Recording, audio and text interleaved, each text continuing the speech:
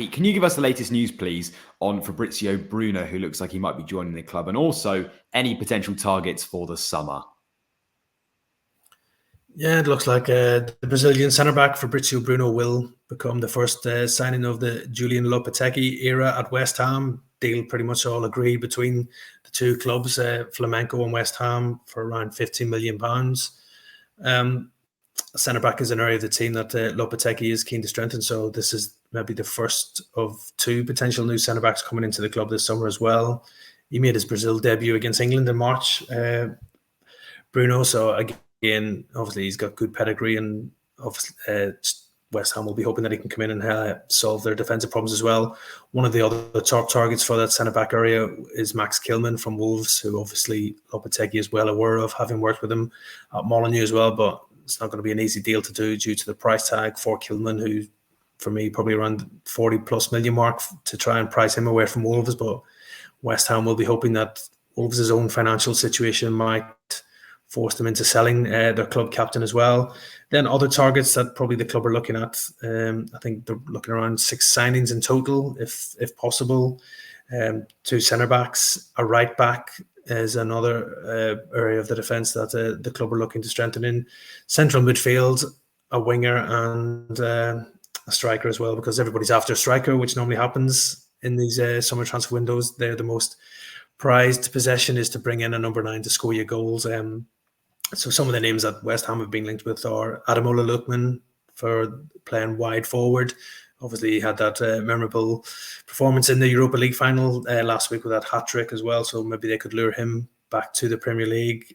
Also, Serhou Guirassy from Stuttgart is being a long-term target for West Ham. He's still got this release clause in his deal at the German club that he could be available for around £17 million, but there's a lot of interest in the striker as well. And I think obviously there's other names like Ivan Toney. Maybe West Ham could be dark horses for him if the likes of Tottenham and Chelsea don't make a move for him. And then I think the other standout candidate for the number 9 role would be En-Nesyri from Sevilla, who again Julien Lopetegui has worked with, and again he's been linked with moves to the Premier League for the last few transfer windows as well. So maybe this could be his time to finally make the move to England and reunite with Lopetegui at the London Stadium.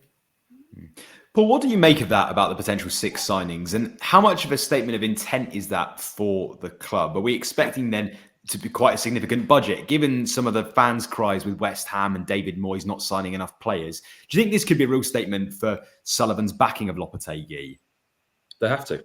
They've replaced David Moyes. They've moved in a different direction, and you can't just expect a new manager to come in and work with what's there. You brought a new manager in for a reason. You want to change the style. You want to do things differently. You have to back that new manager. You have to back him in areas that he wants backing. I think the biggest thing is that the players that you talked about there are better than, or it's important that they're better than what they've got. I don't think the West Ham squad is in a bad shape. I think David Moyes has left them in a decent shape where they are.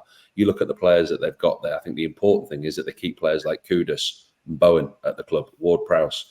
It's retaining those type of players. And the thing that we speak about, the elephant in the room with Paqueta.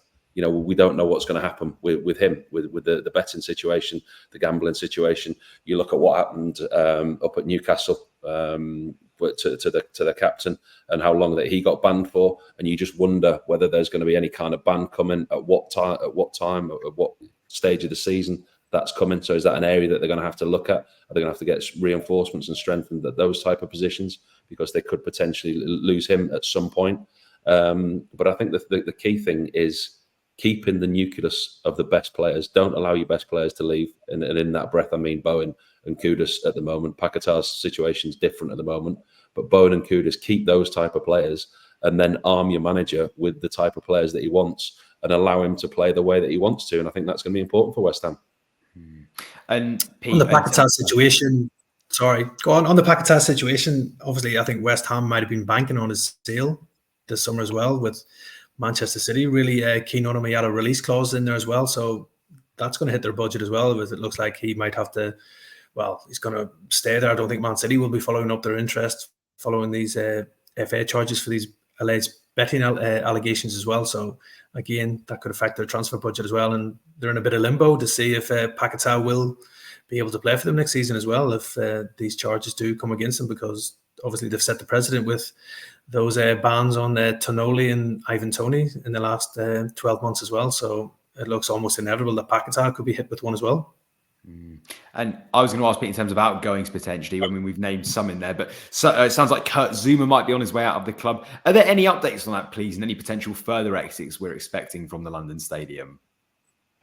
Yeah, I think there'll be obviously a few players that will move on at the London Stadium. As you mentioned, Kurt Zuma had a few injury problems last season, was in and out of the team, but was club captain. So it would still be a bit of a surprise for me to see him go unless they do get an offer which is too good to turn down. And there has been talk of potential interest from Saudi Arabia in the former Chelsea player. I think another player who seems certain to move on is Naif Aguerd, the Moroccan centre-back. Obviously, he was struggling for form last season and was in and out of the team under David Moyes. And I think the player himself would be interested in a move away from the London Stadium. That's probably why West Ham are looking at other centre-backs to sort of fill the void with that one. But yeah, I think like Paul mentioned, the key for Lopetegui and West Ham now is to keep the nucleus of that squad. We've had Jared Bowen linked with with Newcastle United, which I think would be pretty unlikely to happen just due to the price tag that West Ham would be demanded for Jared Bowen. And I think the player himself is happy at the London Stadium. It would have to be a top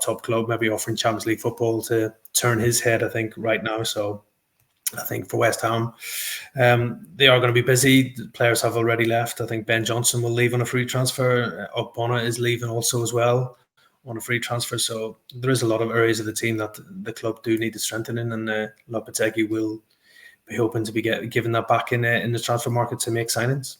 You've just watched a segment from Football Insider's brand new podcast, The Inside Track, with me, Lewis Pearce, alongside the guests on the show. Thanks very much for tuning in. Please do give the video a like, comment your thoughts on the topic, and feel free to share on your social media pages. If you want to listen to the full podcast episode, click the link in the description below. Keep your eyes peeled for plenty more content and exclusives here on The Inside Track.